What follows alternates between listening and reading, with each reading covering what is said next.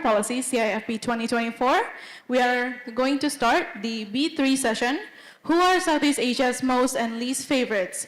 Launch of FPCI-ERIA ASEAN People's Perception Survey 2024.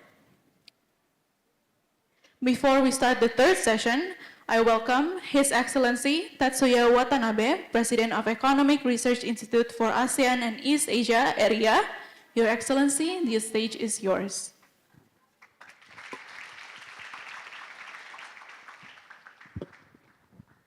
Good evening, everyone. Excellency Ambassadors, distinguished panelists, and speakers, and ladies and gentlemen, and I see many young people here. I'm very delighted to see. Welcome. And I'm very honored and privileged to join you today at the conference on Indonesian Foreign Policy 2024. This year's theme centers on the question, can middle powers calm the storm and fix the world? I think we are living in the age of global uncertainties, geopolitical tensions, disruptive technological change, AI and others, and the climate crisis. We all have to be prepared and have to navigate the uncertainties. For ASEAN, these will present, of course, challenges and risks, but also provide opportunities. Supply chain relocation, such as semiconductor, have been already happening, and new investment are coming to ASEAN. ASEAN continues to serve as a model for peaceful, growth-oriented, regional global cooperation, attracting investment and continuing to be the driver of global economic growth. ASEAN's ability to bring world leaders together for a collective problem solution highlights a significant role in fostering shared solutions to global challenges through dialogue and mutual understanding. For the second consecutive year, ERIA is proud to collaborate with the Foreign Policy Community of Indonesia, FPCI, on the annual ASEAN People's Perception Survey. This survey equips policymakers with insights to better navigate challenges and learn about how the people of ASEAN feel about many issues surrounding economics and political sphere. This year, the survey expands to include perspectives toward 9 of ASEAN dialogue partners. This broader scope and area offer valuable insights into how Southeast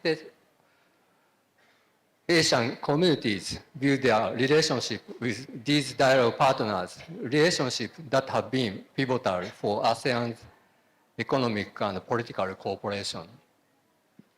The findings we'll be discussing at the panel from this survey are very insightful and interesting and have two key implications for policymakers. First, the survey helps policymakers gauge how their countries are viewed within the minds of people. Second, it provides insights on how to navigate economic and soft power diplomacy and strengthen engagement with countries in the Southeast Asian region.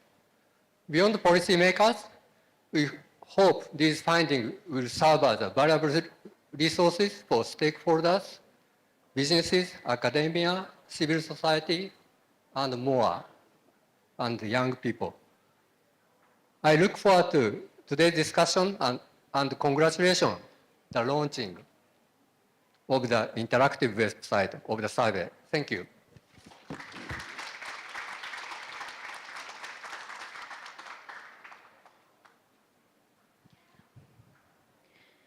Thank you very much, Your Excellency. I now welcome Calvin Ko, Secretary of FPCI, Director of the Conference on Indonesian Foreign Policy, to give his presentation on the FPCI-ERIA ASEAN People's Perception Survey 2024.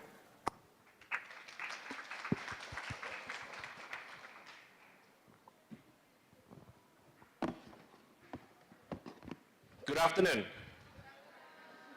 This is not a lecture, don't worry. I just want to keep it concise, and I want to be a storyteller. I think that's the most important of my presentation.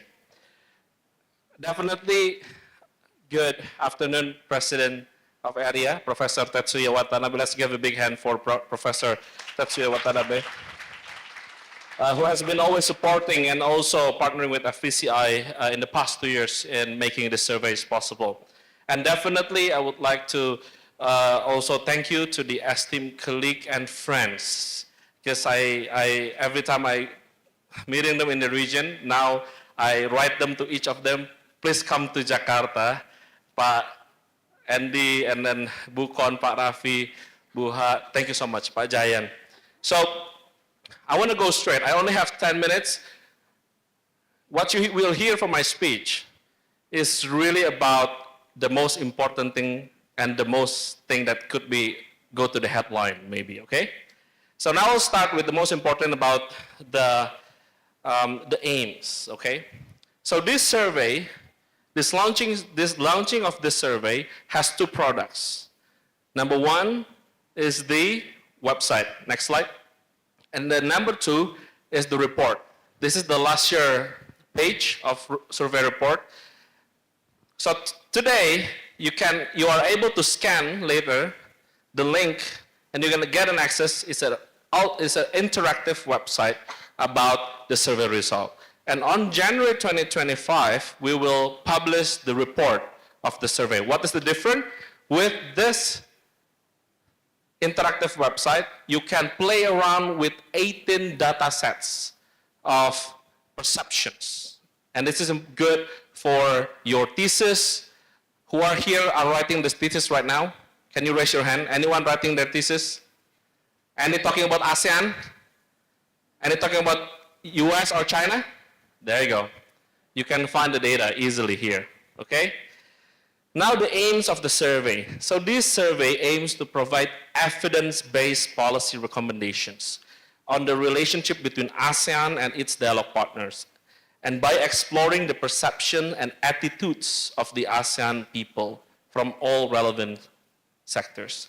We are surveying Southeast Asian perception on 9 Southeast Asian ASEAN dialogue partners: Australia, China, EU, India, Japan, Russia, South Korea, and United Kingdom. I received a lot of WhatsApp from my Canadian colleague and also New Zealand colleague, and simply saying, why 9 dialogue partners? Why not 11? Now I answer here. So our annual survey undergoes a continuous improvement process. We try to find a balance between depth and number of dialogue partners to be included by understanding the feasibility of respondents to complete the response. We began with 1 dialogue partner since 2020, ASEAN-China survey. And after some time, we learned that we can condense the questions, and we include another 3 in 2023. Then this year, we learned we can add another 5. But I'm not promising if next year gonna be 11 or will be 11. The idea is how the survey will give a very meaningful numbers and meaningful result. So this research employs a sampling strategy. Okay, next slide.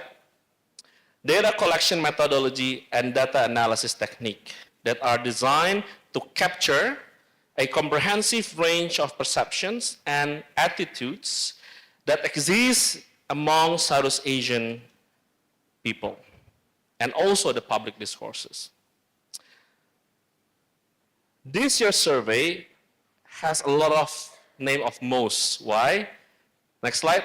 This is the most respondents with 2,028 people. By the way, people said, Calvin, it's only 2,000. That's not much. But you know what? To get 2,000, I need to develop 40,000 database of individuals in 11 Southeast Asian countries. So it's been a long work for the past 5 years. And this year is the most respondents. And we are, proudly says, we are the first survey that include Timor-Leste in the equation. So we have 11 countries in our survey. We filled the survey in 19 August and we closed the survey in the 1st of November. You can see the profile. So this survey has six sections, let alone the respondent profile, but we have the comparison, perceptions on the dialogue partners, global framework and initiatives, strategic issues, and the new one, risk assessment. I will skip the respondent profile. I will jump to the comparisons. Now, let's talk about the hot potatoes. All right, let's start with the comparisons. Next slide, next slide, next slide.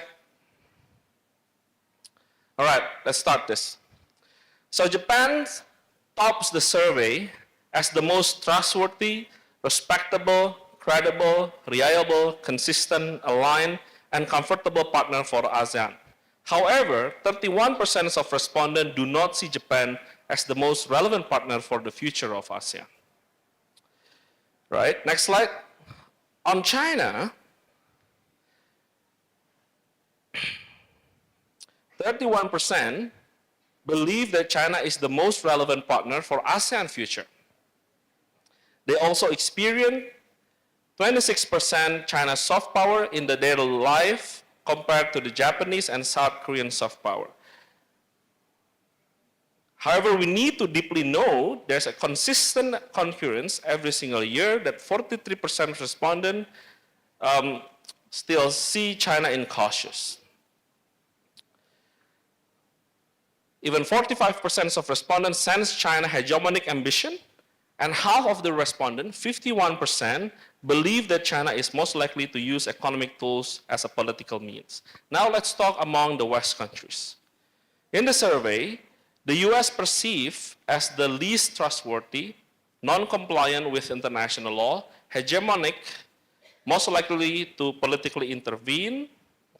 However, in contrast, the US is the most reliable in times of crisis, a beneficial economic partner, and a consistent ASEAN supporter. Again, still among the Western countries, next slide, on the EU, EU is being considered the most relevant partner for the ASEAN.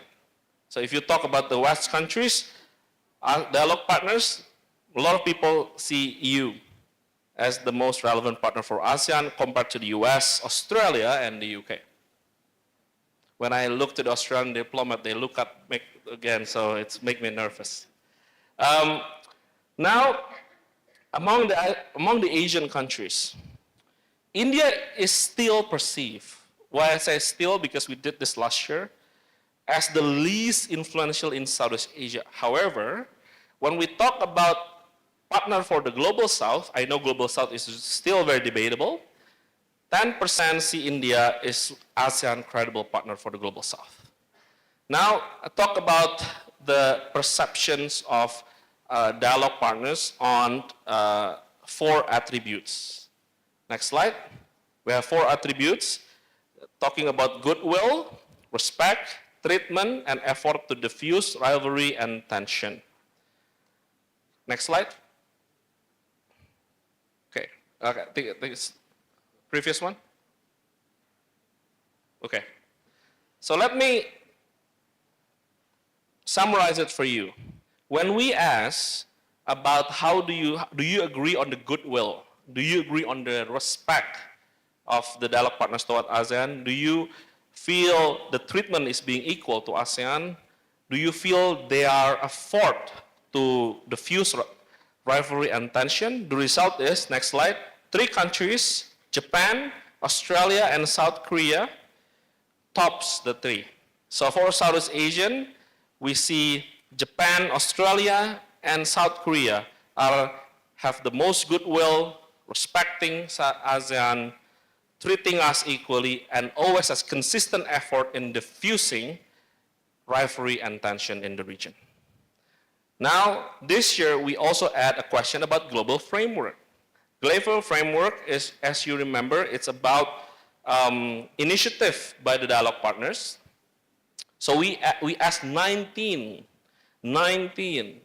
frameworks like Australian words, like Australia for ASEAN Future Initiative, China Belt and Road, Global Civilization Initiative, Global Gateway, and so on. And these are the results. The most familiar are two, Belt and Road, 78%, and Japan, ODA, 66%. The least familiar is from India, Indian Technical and Economic Cooperation, or ITEC. It's only 31% aware about this initiative. Now, talking a bit more sensitive. It's talking about the ASEAN mechanism. We also did survey about the ASEAN mechanism. Remember, we have a lot of ASEAN mechanism, like from the summit, foreign minister, +3, regional forum. I remember I asked one of the ASEAN officials, like, how many meetings you have in a 1 year? 1,000 meetings, Calvin, right? So even less or more, it depends on the, so a lot. And then, okay, let's ask to the Southeast Asian how they feel about the mechanism. The choice is simple, most effective or least effective. But I do not suggest you to refer to these numbers, because if you are talking from the elite perceptions, definitely foreign minister meeting is important. But if you throw it to the public, you can see 15% says, oh, it's only 50% says it's effective. 50% says ASEAN summit effective. I talked with Pa Andy, and they said, maybe because the publicity is much more on the ASEAN summits, not the rest. So I agree. But this is another message to ASEAN Secretariat and our leaders, that this is a reflection of ASEAN processes is not grassrooted, right? And the result and the impact, people not see it or feel it. So that's also aligned with the FPCI spirit, that ASEAN should be people-driven and also be grassrooted to the public. Now, let's talk about the conflicts, global conflicts, tensions, disputes. So we asked on the 9 dialogue partners, okay, how positive Southeast Asians see on Gaza, Myanmar, Taiwan Strait, Ukraine, Russia, South China Sea, territorial disputes, and Korean Peninsula. You can see the numbers. So this are the positive one. For the US, for Southeast Asian, we only see the US positive on 29% on Taiwan, and also the South China Sea territorial dispute. And then you can also see China, it's 19% on Gaza. So you can see the numbers. It's varies different perceptions on how Southeast Asians see these every dialogue partners. Like Japan, Southeast Asian sees 50% positive on Myanmar, 15%, and 31% on the South China Sea territorial disputes. South Korea and the Korean Peninsula, definitely. The EU, it's in Gaza and also in the Ukraine and Russia. So you can see the difference of how Southeast Asians see the dialogue partners contributing in either solving or easing the situations. So 1 minute left. Now on the risk assessment. This is interesting. Risk assessment, we asked 19 questions assessing 10 key global and regional events. Okay? This is about the future, but this is not something ramalan, It's different. Let's go one by one. I will be quick. For the South China Sea, 50% of respondents think it is very likely that an armed incident involving the US and China could occur in the next 2 years. They believe the impact would be catastrophic and severe. Okay, this is on the South China Sea. How about Taiwan Strait? Next slide. 51% of respondents think a Chinese military operation against Taiwan is very likely or likely to happen in the next 3 years. This is a bit worrying numbers of perceptions. Definitely, the impact to the region would be catastrophic and also severe. And how about conflict between ASEAN countries?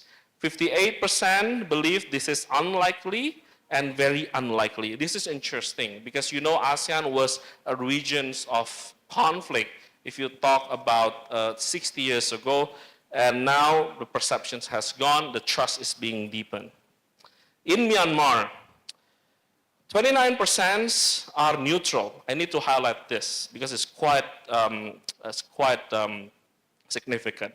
But 39% think it is unlikely or very unlikely the conflict could spill over into the region. And if this happens, definitely severe and somehow say moderate the implication to the region. Now talking about the terrorism. Remember in the early 2000s, terrorism was the headline everywhere, including here. 44%, almost 45% think it is very unlikely or likely, and 31% are neutral that terrorism incident could occur in the region in the next 2 years. How about economic crisis?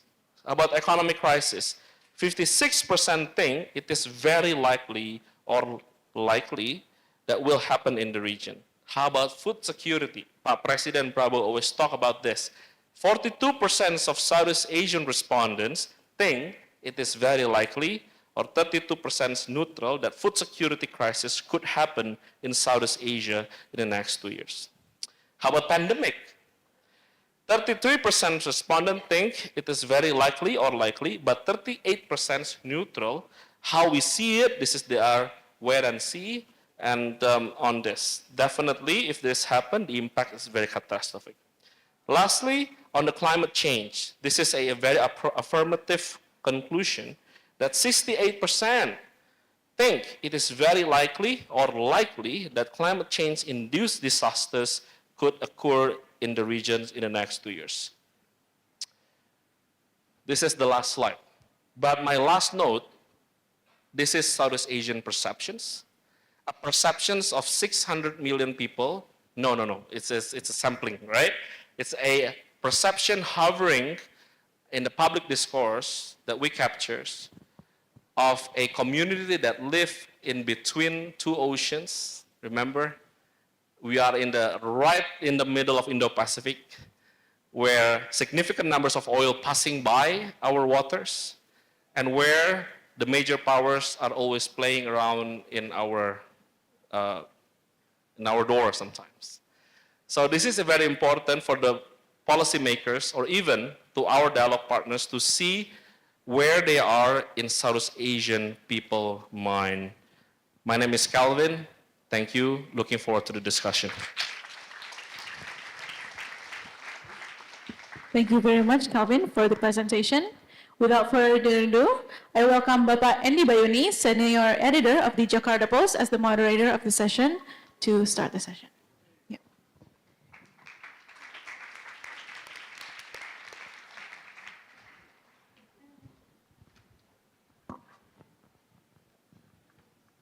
Good afternoon, everyone. And thank you, FPCI, for inviting me to chair this session.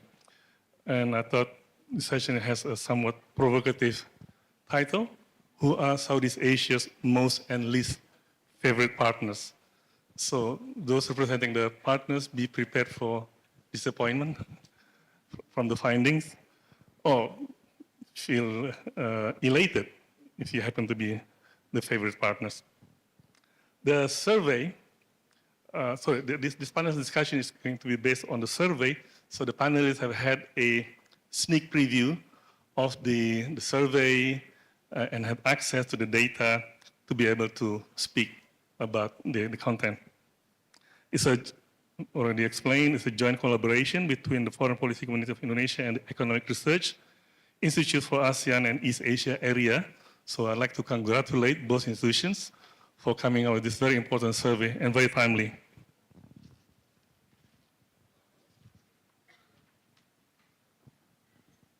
So look out for the publication date sometimes in January, because, but in the meantime, as Calvin said, it's already available online. You can actually check out the data, not so much the analysis. I think the analysis will come with the report. Now, without further ado, I would like to invite the four panelists that have been asked to come all the way from outside Indonesia to discuss the results. Okay, first I'd like to invite Dr. Jayan Menon. He is a visiting fellow visiting fellow of the Regional Economic Studies program at ICEAS. And next, I would like to invite my journalist friend, Ravi Velor. He is the associate editor and senior columnist of Straits Times Singapore. And next, we have Huang Tiha.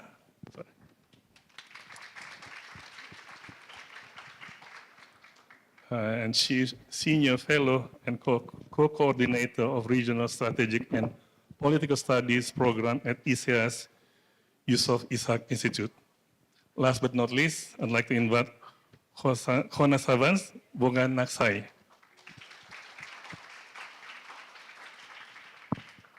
She is the Deputy Head of Theory of International Relations Subject Unit at the National University of Laos.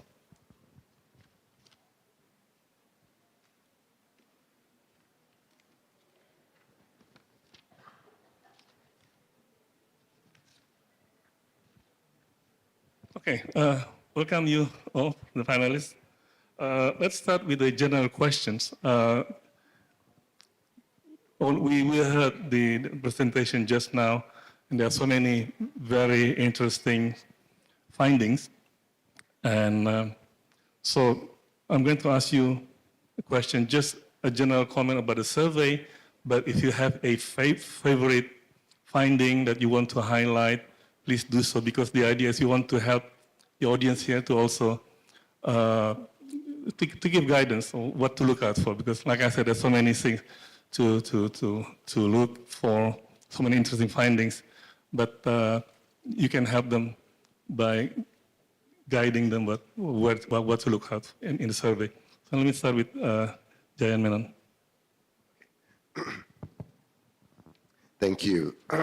Thank you very much. Excuse my voice, I have a bit of a cold, but let me start by thanking FPCI and also ERIA for having me here again, and add my congratulations on this very interesting survey. I think, I must start by having a qualification in the form of an apology. I think I'm the only economist on this panel. And the reason why I highlight that is that economists have a bit of difficulty when it comes to understanding the value of perceptions. We are rather boring number crunchers. We are always focused on measuring things, looking at outputs and looking at impacts. So I guess perceptions are of course important, but from an economic lens, they matter the most when they affect these outcomes. And I was very relieved to hear Pat Dino mention this morning that foreign policy is most effective when it affects outcomes as well. So we're all pretty much on the same page. So when I look at the survey and look at the perceptions, immediately I ask myself, does the perception translate into outcomes? So for instance, China is the least trusted, we've heard about this, and yet these countries also find that their future is tied most closely to China. Right? This might appear contradictory, but I think what it tells us is that China's role in the region will be critical in determining the economic prospects and future economic development of the region. And that is the overwhelming factor when it comes to the translation of perceptions into impacts. So to come back to your question, I guess that would be my favorite, the fact that those economic realities are coming through. For me, when I look at it, they're coming through despite various trust issues. And I think that is healthy because the prospects of this region are tied irreversibly, in my view, to China through the supply chain network, through growing trade, and now investment linkages. And this is likely to only increase, in my view, going forward. Despite the best efforts of the US to try and move China out of supply chains, this has not really happened. So I think if you're going to ask, that's the one that I would take away. And I think these are the issues we can probably come back to a bit later. Yes, thank you. I think we'll come back to that issue of China later. Ravi? Thank you, Park Andy. And like Dr. Menon said, I also wish to thank FPCI for inviting me here, Pak Dino particularly, and ERIA for this survey. I think you folks have done something very important by mapping the people's perceptions, because one of the new things that we are seeing in foreign policy is that it used to be an elite top-down exercise, but increasingly countries, governments are having to, even in a country like Singapore, we are not able to formulate foreign policy without thinking of the consequences of how the people on the ground are likely to react to certain things. And that's modifying certain elements of foreign policy. And I also congratulate FPCI for mapping students' thought on this. And students were the most enthusiastic participants, even ahead of the think tankers. So I think that's a very remarkable thing. Now, for me, the standout thing was the top line of the survey, which is how well Japan has done in the survey. And,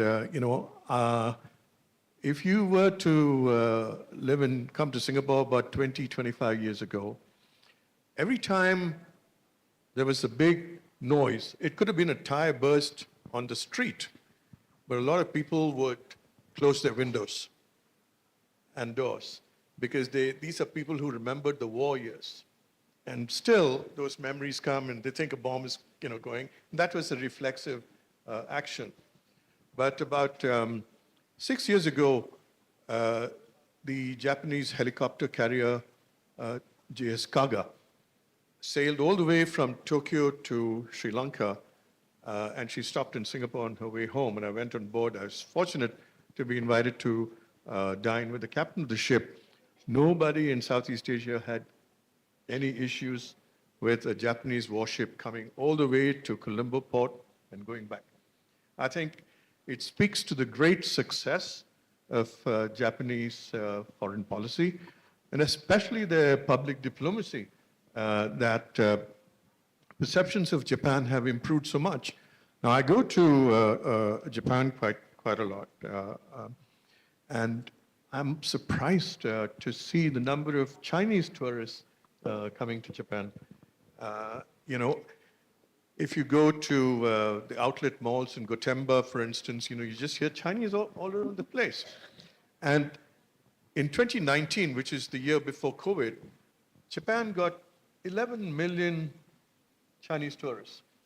And the thing about why public diplomacy is important and why people-to-people contacts are important is that when the Chinese arrive in Japan, they get received with courtesy and politeness, and they go back and tell their people back home, because what the textbooks might tell you about Japan is not the felt experience on the ground for a lot of people. And that's a hugely positive victory for Japan. Now, if you look at Japan's, so many other policies, they have stood firm on their territorial rights. They're not given way. But at the same time, Abe-san was ready to discuss with China on BRI, even participate in it, I think they have shown Southeast Asia also a way to, coexist with this so-called China threat. Stand firm, diplomacy, and a bit of deterrence does work. So I think I'd like to end there, and I congratulate Japan for that marvelous showing on these perception scales. Thank you, Rafi. Wang Tiha? I also would like to start by expressing my sincere thanks to the FPCI and also to ERIA for having me here back to Jakarta. I was in Jakarta for 9 years, serving at the ASEAN Secretariat. And during those years, the mall, Casablanca, Kota Casablanca was such a very humble place, but now it has really gone through a huge makeover, and that is catered to the upper middle class, people. And I think that is a very vivid illustration of Indonesia's economic transformation. I would like my general comments would touch upon certain technicalities in how we should read the survey. First of all, in terms of the profile of the respondents, I think I still view the survey as a more elite survey rather than a reflection of the general public, because the majority of the people that respond to the survey are like from the civil society, the academia, the government, and of course also from the students. But I would see students as aspiring elite as well, because these people are more involved or informed of foreign policy or current affairs than folks on the street on average. The second point that I would like to highlight is that when you read the survey results, you should read them in its entirety. There are many questions, there are many sections, and please don't choose and pick and choose only certain questions. And then, those questions may make the press headlines, but actually you have to read the results across all of the questions to see the complex and nuanced picture of the diversity and the complexity of the Southeast Asian views of the major powers. The third one is about the country data in the survey. Calvin just now, he presented the regional level, the average number of all the 11 Southeast Asian states. But actually, Southeast Asia is such a diverse region, and Southeast Asian countries have very different strategic outlooks and also threat perceptions towards the major powers. So please, when you read the survey, go to the country level data to see very fascinating results regarding the different perceptions of Southeast Asian countries towards the major powers. There are similarities, but also a lot of differences and contrast as well. For the last part of my general remark, I would like to talk about my favorite finding. Actually, it jives very well with the theme of this FPCI conference. Can middle powers calm the storm and fix the hands? And we know that, the US now, under President Trump 2.0 administration coming soon, and also with China being very important, but also being the most distrusted power in the region, and also given its underwhelming economic performance, now more and more people in the region are looking towards the major power, the middle powers, and we can see it very clearly in the survey results, especially in terms of the favorable views of their credibility, their reliability, as well as the non-threatening and non-hegemonic nature of their engagement with ASEAN and with the region. But I would like to qualify that it remains in the form of question, right? Can middle powers calm the storm and fix the hands? So there is a lot of expectation, aspiration, and favorable view, but whether the middle powers can rise to the game, it remains to be seen, and so far the track record has been mixed. Thank you. Thank you. And last but not least, Manawasa. All right, so thank you, Andy. So good afternoon, everyone. My name is Konsawan Mwanasai. I'm a lecturer in International Relations Department at Faculty of Law and Political Science, National University of Laos, in case you would like to continue study master in Lao PDR. So I'm great to be here, to be part of the discussion on the panel today. So I would like to sincere thank to the FPCI and all the team to organize wonderful this event is really big, and so thank you to you all to join us for today also. Regarding to the question that Andy asked is about like the most fabulous thing in the survey. So exactly, there are so many interesting in the survey. It's like so I can lead in all the results is very important. So my answer is quite similar with the all two speaker also. But if I would like to to pick up one thing that highlight on my stand out of me, so it means like the most I would like to look the result on the relatives on the China, because nowadays China is quite has influence in ASEAN country, especially in Lao PDR also. So in Laos, is like we have the is a neighboring country with China, and we in China is quite tight of the corporations on economic, on infrastructure development, and also political relation. So all the result is that I can get it from the all the information that I can transfer to my knowledge, also upgrade of my writing academic, and also to my student also. So it is really important for the result. And also, in addition, I felt really happy to see the data. So it's so surprised for me that, oh my God, so ASEAN people to answer the many things that I can see in the data also. So I can find like ASEAN for the perception on this survey about the China. So it's really, really interesting and intention for the aligning with the strategy about the policy, and also about the approach of the, with me look forward in the future on China also. So in conclusion, I believe that this survey is very important dialogue. So finding on the ASEAN people perception is about the survey. So thank you. Thank you for the general comments. Now, let's pick some of the topics that we raised. Let me ask about China. The survey says it's the least trustworthy and also not so reliable partner, but the most relevant partner for the future of ASEAN.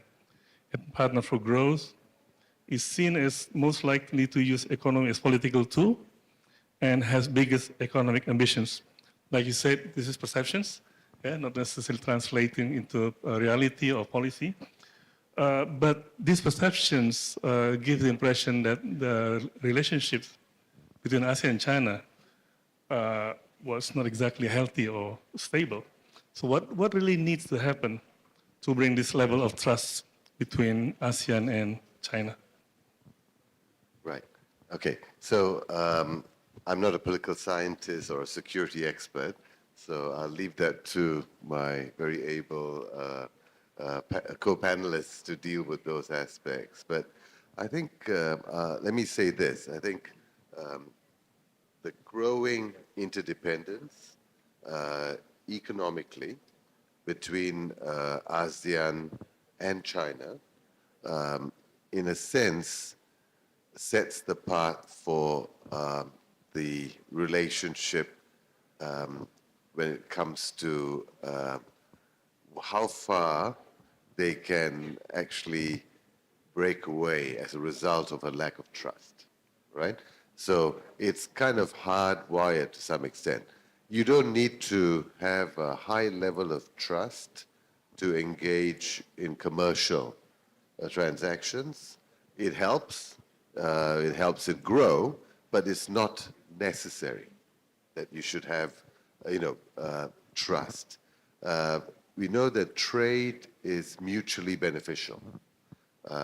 It's often never fair, but it's mutually beneficial, and that's what matters.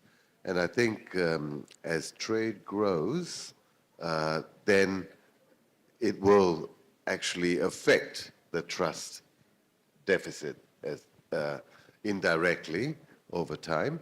And that's where I think the relationship on trust might change. I also am not sure if this really reflects a concern about China playing a role that will influence countries in a very negative way. I think what we are seeing, if I read this survey correctly, is a concern that China is the dominant economy in the region. Number of countries have disputes in the South China Sea with China, and that's clearly coming through, and there are concerns about that. China needs to play by the rules, but also, I think in the same survey, we have seen a lot of concerns about the US not complying with the rules. So this is a sign of the times, right? Where the whole rules-based order, especially on commercial relations, but I think beyond that, is under threat. So it's probably not, it's a general problem.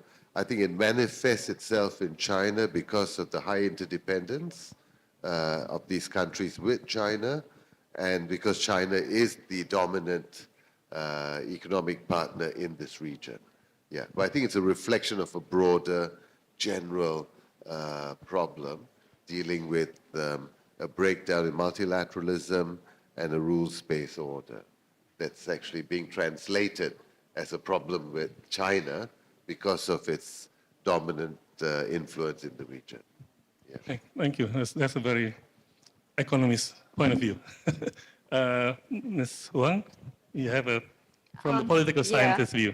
I think this is a very consistent pattern, actually, that is reflected in this survey this year, but also this survey last year edition, but also in our State of Southeast Asia survey undertaken by ISIS Yusof Ishaq Institute. And this is something that I call the cognitive dissonance, or the inherent contradictions in Southeast Asians' views of China, and for that matter, the US as well. That can be summed up as, we need you the most, but we also fear you the most. So it can be a function of the way China has exercised its power and influence in the region, especially in the South China Sea disputes, for example. But it can also be a structural matter because China is so big and China is near. So this asymmetry of power between the big country and the small nations, and also the proximity, just like, smaller neighbors do not always have certain anxiety and apprehension towards the big powers. So Indonesia may be small to China, but some countries in the region may look towards Indonesia as a very big neighbor as well, with certain anxiety. So I think that is very structural. But Andy, you asked what China can do to improve its trust rating in the region.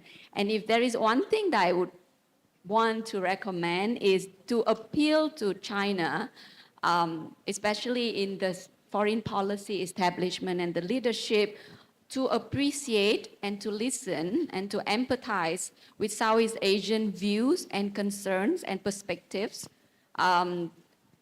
as our own indigenous concerns and perspectives, rather than viewing the region from the lens of the US-China competition or rivalry, and only viewing Southeast Asia as a proxy, as a hand of the US, because I keep telling them that Southeast Asia collectively hosts almost 700 million people, which is almost half of the Chinese population. We are not small. And Southeast Asian policymakers and governments, when they make decisions, they think of their own countries, their own people first, and not they think of the US or China, or not because we love China more or we love the US more. And the way the Chinese, especially when they engage with us, like with me, for example, they always, when they question about Southeast Asian decisions, foreign policy decisions or economic decisions, they always look at it as if we are told by the US to do so. And I keep telling them again and again that, our policies are based on our national interests, and it varies across issues. So on certain issues, we may be more aligned with the US, but on other issues, we may be more aligned with China. It is dictated by how we view our national interests would be best served by working with different major powers. And the way that China always frames our differences or disputes with China, from the lens of US-China competition, really disregards the agency and the legitimate concerns and perspectives of Southeast Asian countries. And I think that doesn't really have in terms of improving the Chinese relations with the region and the region perception of China as well. Thank you. So in other words, China should check out the survey, right? And find out what are the ASEAN's perceptions of dialogue partners, including China. Next question is, let's go to the United States. The survey said it is the most likely to politically interfere in Southeast Asian countries. Second to China on using economy as a political tool. Second to China among most non-compliant with international laws. But at the same time, I think the United States is the most reliable partner in times of crisis after Japan. Now, do you foresee this relationship improving or worsening under Trump 2.0? Ravi. Thank you, Pak Andy. Is anybody in this room from Aceh? Anybody from Aceh and is over 20 years old? Well, perhaps not. Well, the reason I asked is because next month, just starting tomorrow, is the 20th anniversary of the tsunami. Because nobody's here from Aceh and certainly no one more than 20 years old, you might like to think back on those days and who came to the aid of the region in a huge way. Not just in Indonesia, they were offering help in Sri Lanka, in India, and everything else. That was the United States, and it was the only country in the world at that time with the capacity to help out, which they did. But to just reverse this whole thing, this question that you asked me, Pak Andy, one of the issues that we are facing is that the United States itself is going through a period of great internal readjustments and turmoil. And that is going to impact the world. It is already impacting the world in many ways. One of the things that could well happen, which we should fear about, is US retrenchment from the region.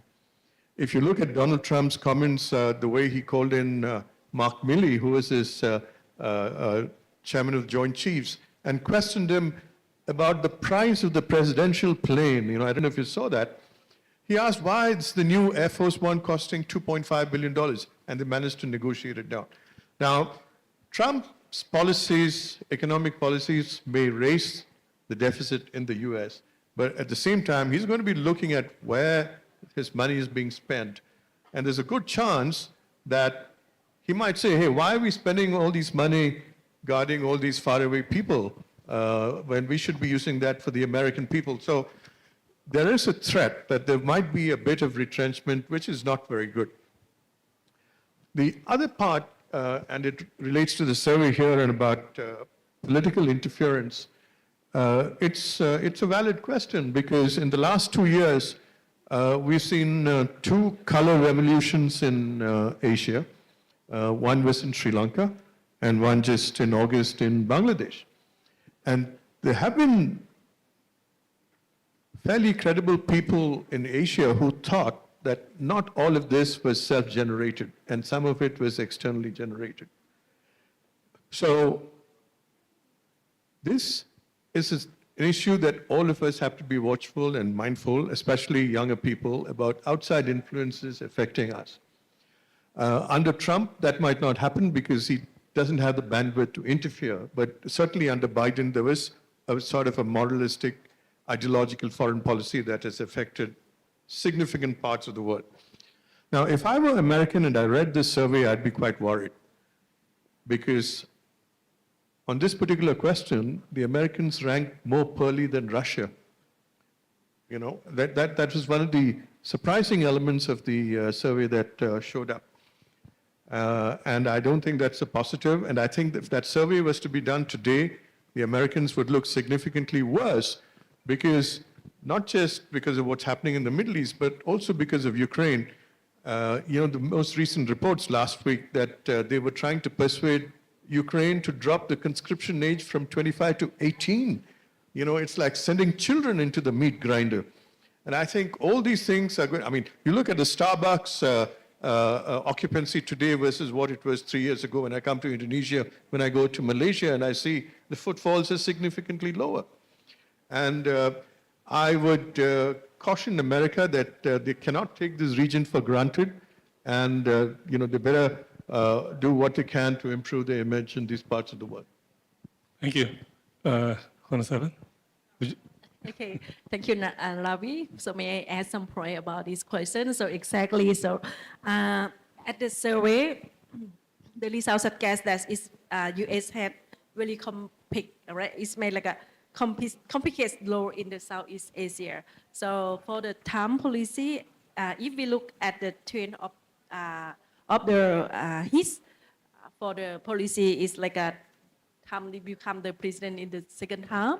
So the first term is like a first policy of Trump. I feel like so could increase about the perception on the ASEAN country. So it's like a take understand and could relation with the U.S. and China relations. And also the second term policy, I would like to see it about the address to the security of engagement with the Southeast Asia. So particularly about the one bill, one law is the for the Southeast Asia also.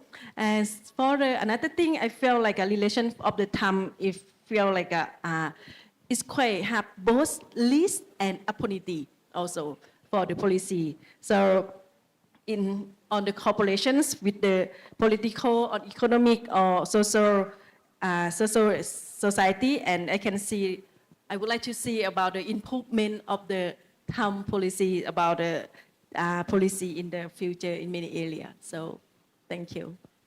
Thank you. We have time for Q&A. Okay, let's now open the session for Q&A. Two questions? Okay, we can have two questions. I'm going to take one from the right and one on the left. There's one hand there and the second hand on the third. Please, can you please stand up so we can see? Please, your name, affiliation, and make your question brief. Thank you very much. My name is Emir Clement Jamal. I'm a student from UPN Veteran Jakarta. I'd like to appreciate, first of all of the panelists who have given us some very valuable knowledge and insight on the survey. My question would be, it was the initial question asked by one of the panelists, which is the output of the survey. My question would be, exactly what is the implication of the survey? Does this change how ASEAN approaches the perceived dialogue partners, or does the perceived dialogue partners perhaps approach ASEAN differently because of the results of the survey? My second question, if I can, would be... So one question. Thank you very much. Thank you. We take another question from, there was a hand over there. Yes.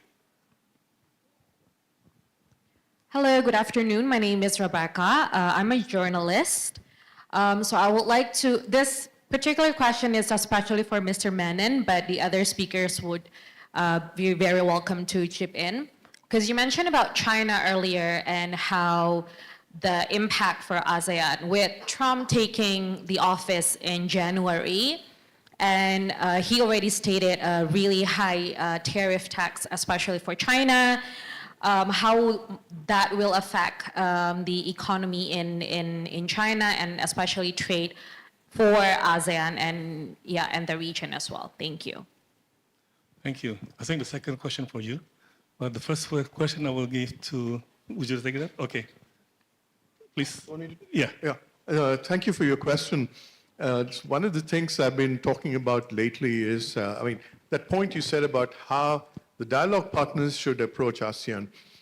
I've been of the view for a while that China hasn't quite adequately recognized how much this region is important to itself. You know, so far the dialogue, the discourse always has been how important China is to the region. But it's time to flip it around, especially the way geopolitics is developing around the world and the American markets are being slowly shuttered to Chinese goods. They need the big markets of Asia for their future. And if you look, growth in Northeast Asia has slowed, and the growth impetus is moving southwards. It's moving from Vietnam, Philippines, Indonesia, Singapore, Malaysia, and southwest towards India and all that. And with all these countries, you know, China is having bilateral issues. And I think it's time for wisdom on the part of Beijing also to realize that the Asia that they got when at the time they entered the WTO is not the Asia of today. And for China's own future, it's imperative that they begin to work out a modus vivendi with all these countries so that nothing goes out of hand. There's no reflexive anti-Chinese feeling in Southeast Asia, unlike other regions. And it's in China's interest not to provoke any anti-Chinese feelings because they don't really exist. And there's no sense in kindling them when you can avoid it. Thank you. I also would like to add on, of course, I'm not an economist, so I'm sure that Jay may correct me, but I would like really to strongly echo what you have just mentioned about the importance, the economic importance of Southeast Asia to China as well. And whenever we look at survey results, I always, caution that perceptions are not realities. So in terms of perception of Chinese economic influence in the region, China always comes first and very high. And the US is ranked very low, actually. And I think it doesn't really reflect the true reality because given the very interconnectedness of Southeast Asian countries with the global economy, including the Chinese and the American economies, especially following this pattern that we import a lot of intermediary goods from China, but for the final exports to the US market. So if the US, if with Trump 2.0 tariffs imposed at 60% or 20% and import less from the region, we will feel the effect that, Chinese, we will not import that much from China. The fact that ASEAN has risen to become the largest trading partner of China in the past 4 years or 7 years because of, I think it is also because of the effect of the tariffs that Trump has had on our trade. Because a lot of China may not do more trade with the US directly, but it does more trade with the US indirectly through Southeast Asia. That's why Southeast Asia is important for China economically. And also one more point. The ratio of domestic consumption in the GDP of a developed economy on average is around 60 or more than 60%.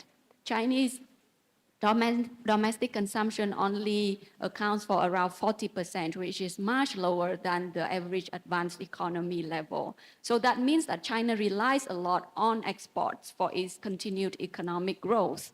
That means that Southeast Asia continues to be important and even more important as an intermediary market towards the US final export market, but also given our economy, our burgeoning middle class, we will be more important to China as an economy as well, as an export market as well.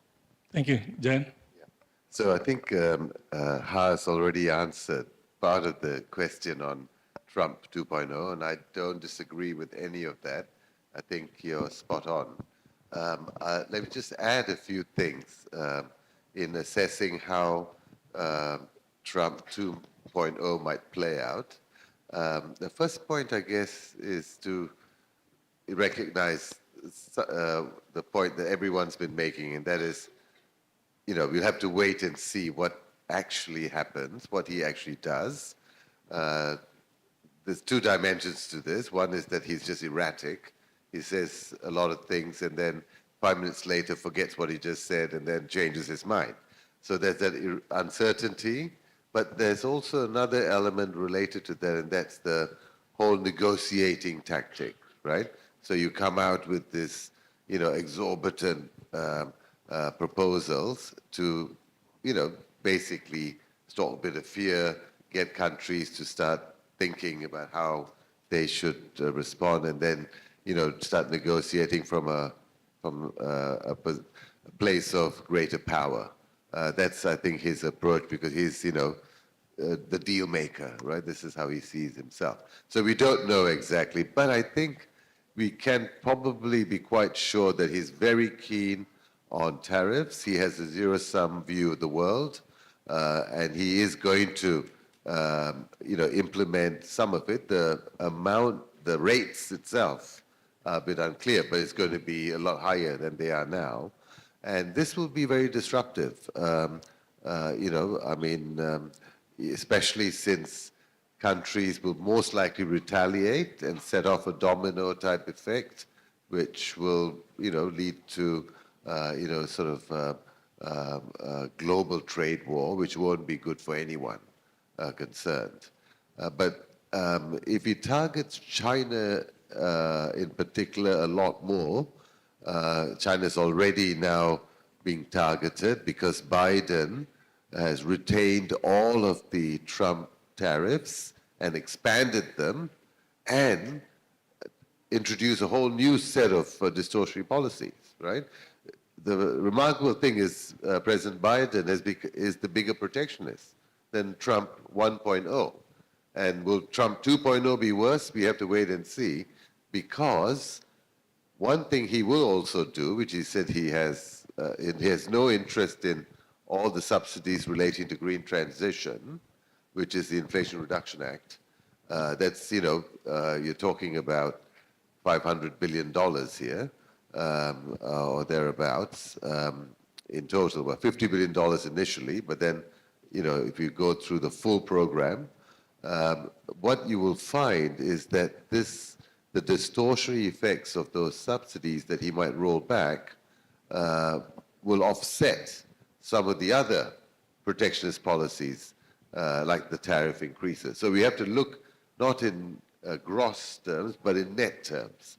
So there's a lot of uncertainties about how, in the end, Trump will impact global trade and resource allocation, because he will do some things that will reduce protection, and he'll do others that will increase it. But the final point, I think, is to make is that, you know, people often say, "Oh, how will this affect the region? How will this affect China?" We also have to ask, how will this affect the U.S.? The U.S. will be the biggest loser in this new scheme, and I think we will see that play out. Whether that results in a change in policy, we'll have to wait and see. Yeah. Thank you, Jay. Well, unfortunately, we are out of time. Let me just give a short closing remarks. First of all, I think what we heard is just a small part of the big survey. It's just give you a kind of a foretaste. Also, we only talk about China and United States so far, but I think the survey covers the other direct partners. There's Japan, Korea, Australia, EU, India, Russia, nine direct partners. And like Ms. Huang earlier said, check out the website, check out the data. Don't just look at the aggregate figures, but look also at the individual countries, because each country probably has different views about the relationship with China, United States, and all the direct partners. Very interesting, very revealing, and I think the website is very rich for if you're doing studies on ASEAN, if you're doing papers, research, journalists, if you're working on ASEAN, I think this is a website that you want to keep referring to. So I encourage you, we will have the information about the link later on, where to look, and then of course, look out for the publication of the report in January 2025. I think with not just data, but also with the analysis from the team of the researchers. I think on that note, let's give a big hand to the panelists and to the audience for the questions and also for sitting in and listening to this session. Thank you once again. Thank you very much to our panelists for such an engaging and insightful discussion. Before we conclude, I'd like to invite the panelists, including His Excellency Tatsuya Watanabe and Calvin Ko, to take the stage for a souvenir and for a group photo session.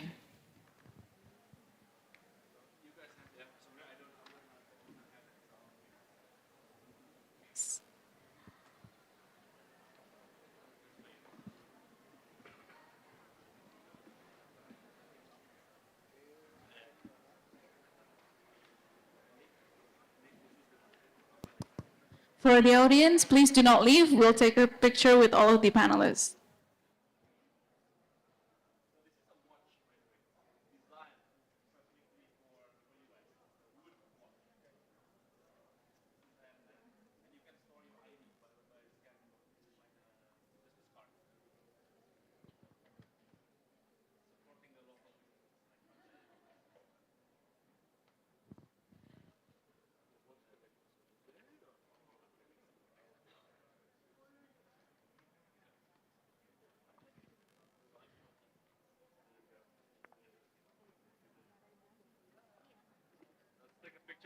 Okay, let's take the picture.